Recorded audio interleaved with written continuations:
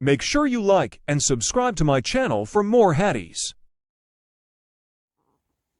زبید یامی نے بیان کیا، ان سے ابراہیم نخعی نے، ان سے مسروق نے اور ان سے عبداللہ بن مسعود رضی اللہ عنہ نے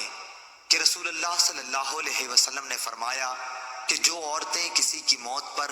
اپنے چہروں کو پیٹتی اور گریبان کو چاک کر لیتی ہیں اور جاہلیت کی باتیں بکتی ہیں وہ ہم میں سے نہیں ہیں۔ صحیح بخاری حدیث نمبر 1294۔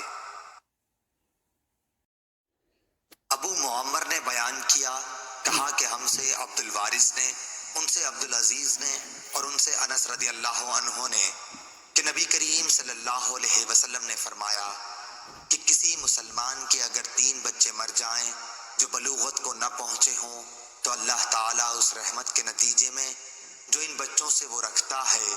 مسلمان بچے کے باپ اور ماں کو بھی جنت میں داخل کرے گا۔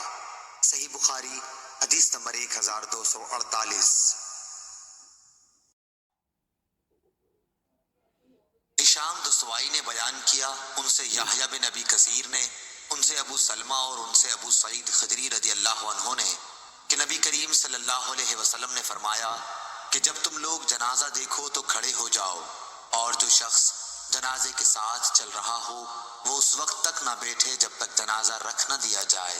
صحیح بخاری حدیث نمبر 1310۔